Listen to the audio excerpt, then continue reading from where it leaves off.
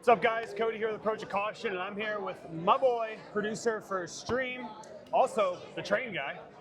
There you Didn't go, know that. guy on the train. Sugar Skull bartender from Terrifier 2, my friend Marcus. How are you? I'm doing good. How about yourself, man? Not too bad, man. How's the convention? Good? It's going great, man. New That's Jersey awesome. HorrorCon's always a blast for all Yeah, of us. for So we sure. always have a great time. Yeah. So not really knowing much about you and everybody that's going to be watching this, what got you started or interested in the film world? So I've always been interested in film. I mean, when I was a kid, I used to want to be an actor, and then I realized I wasn't that good of an actor. So I wanted to create worlds. But I mean, like, I used to sneak downstairs when my parents would watch like old movies, and my father would always watch Charles Bronson movies or like, you know, like old westerns and stuff. So I would always sneak down and watch. I always knew I always wanted to do something in that world. Yeah. And then when something drew me to, I used to hate horror, and then I saw Army of Darkness in theaters, and something drew me to go see this movie. And I had to go see it, and I finally saw it and was like, oh my God, this is the world I'm in. And then that man back there, Joe Bob Briggs, had a TV show, and then I became the obsessed horror freak that I am today. Yeah, that's awesome. I was a big on the Elvira stuff. Of course, Joe, but Yeah. Elvira was, the same boat, still stuff Oh like yeah, that. Monster Vision came on, and when it went off the air, I was like, fuck, like how do I like continue my horror knowledge? So I just started doing my own Joe Bob stuff, Yeah. like in my own mind. Granted, my horror knowledge at the time was nothing, but I just kept on. I would rent like 10 movies, and they would all be like cheesy B horror films or everything, and Yeah. everyone at Blockbuster used to think I was a serial killer. So, Yeah, you know. but the thing is, some of those B and C rated horror movies are some of the best. Some of the better 100%. ones. And I was always a firm believer in practical over digital, Yeah. whether it's effects, whether it's 100%. green screen work, all that kind of stuff. So how did you get involved with the Fuzz Guys? How did that come about? As this guy's, just So Michael caught me doing something horrible, and he has video of it. So no, I'm just kidding. We actually worked on randomly. We worked on I was hired on as an art director to this movie called that mutual friend of ours was doing, Justin Ambrosino, Okay. and I met him and Steve Delasala. And Michael goes, oh, hey, you know this guy? And I said, hey, I actually know this other person. And so we started connecting. And then I was having a film coming out called Last Call with Terry Alexander. They were finishing up Abnormal Attraction. And we started becoming friends after that because I supported them. They supported me. Yeah. They helped me with Last Call. I did whatever I could for them with Abnormal. And from there, we just really became close and good buddies. And then since then, I can't get rid of him. No, Michael's honestly one of my best friends. That's same awesome. With Steve Delasala, Jason Levy, like they are my family. Like Yeah. they are my brothers. Sorry, I didn't mean that. No, But, you're good. I am going to twist it for you, though. The mic's right there. So there's the speaker. here, we're gonna do this. Trained professional here. There we go. Even better. So like, no, but I mean like they are my literal family. Like I would do anything for these guys. And, Yeah. Since then, Michael calls me up and says, hey, you want to do Terrifier 2? And I was like, yeah, sure. He goes, look, just anyone asks, you put in money. I was like, okay. So then he goes, because he knows that I have issues with my eyes. Like Okay. anyone touches my eyes, I lose it.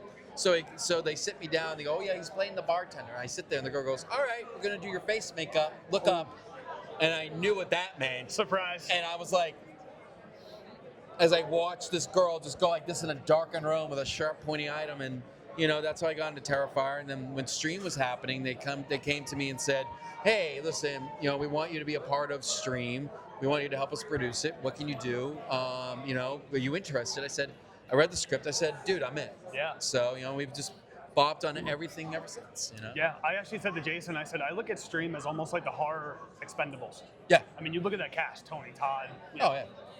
Everybody in it, Tim Curry, Bill Moseley, it's star-studded. Yeah. And I know they had that movie, I forget what it's called. It might be like Scare House or something. Death House. Death House, yeah. Yeah. And sadly, I think flopped, but it was the A-list names of horror. So regardless, everybody's going to go see it. Oh, yeah. So with the Fuzz Guys and everything, all the success you've had with Stream, all that stuff, did you think it was going to get as big as it has? People cosplaying, all that stuff? So we honestly had no idea about that even Terrifier was going to blow up. I mean, we didn't know any of this stuff. I mean, the fact that like people are coming to these cons and dressing in the outfits coming in. I mean, it was at Silver Screen, and there was a guy that literally out Mark Haynes, Oh, and it was insane. The guy's massive, but it's such an incredible thing to think of. Movie that we all created, together is now like people are cosplaying, people are wearing shirts, as you can see. You know what I mean? Like people are, and shooting the movie was like it was a dream. Like we would wake up in this hotel and be like, oh fuck, Jeffrey Combs is here this week. Like, oh, Daniel Harris is here. Oh, Dave Sheridan. Oh, like, Melissa Rose. Yeah, Melissa Rose. I mean, I took a... Tim Reed. Don't even get me going about... Melissa tells this story all the damn time about how she came down, no one wanted to drink with us, and me being the lover of drinking, I took a bottle of whiskey to the face, she took a bottle of Tito's to the face. For 6 hours we drank by the pool while everyone else slept. She loves telling the story. But it's a great story.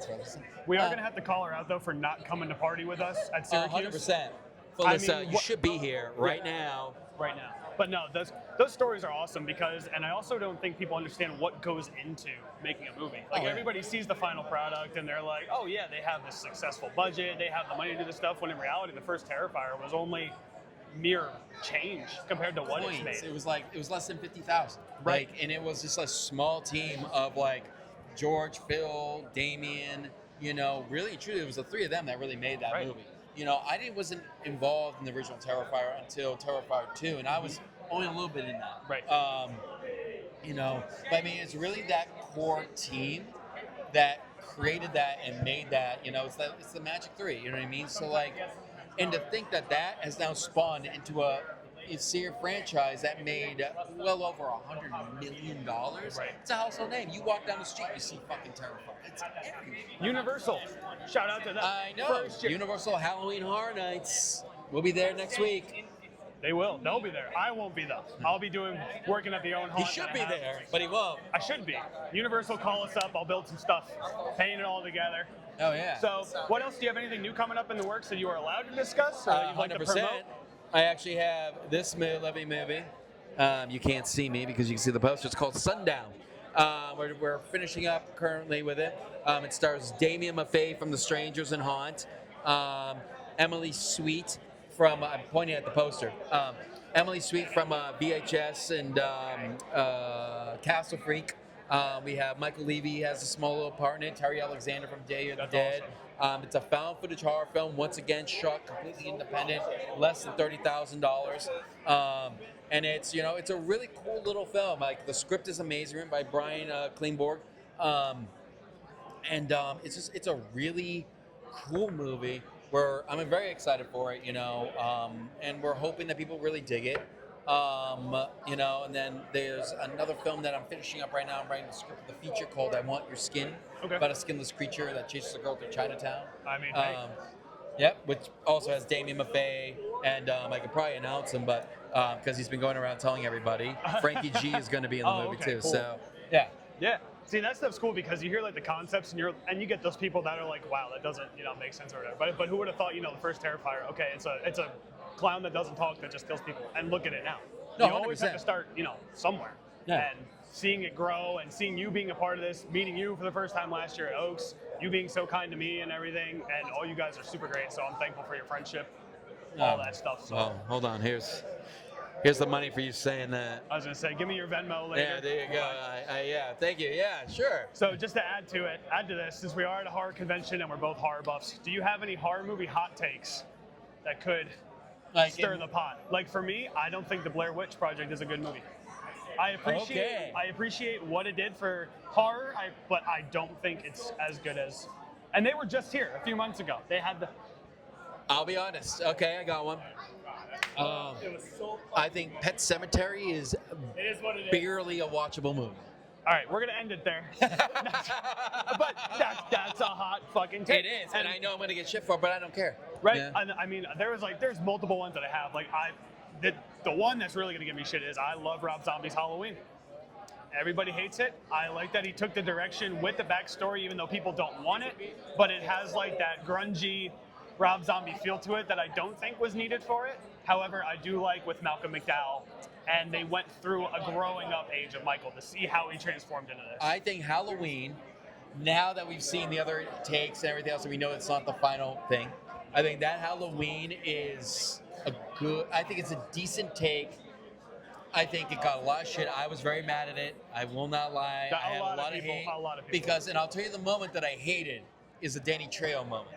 Because to me, Michael Myers never killed people he didn't have to, and him brutally murdering somebody that was nice to him makes no fucking sense. And there's a lot of things that don't really work with it. But do I hate it as much as I did back in the day? I don't think it deserves the hate it gets. That's don't my... think. Now Halloween 2. Now, yeah, we don't. That's very That's for deserving. another topic for another day. That will get me going. Let's not go on that one. But anyways, thank you as always, man. Bro, it's Great always a talking pleasure to talk to you. Thanks for having me on. Check Marcus's movie Sundown coming out. Check out Stream, all that stuff. Terrifier 1 through 3. Leprechaun Revenge. All of it. Good stuff. Yes.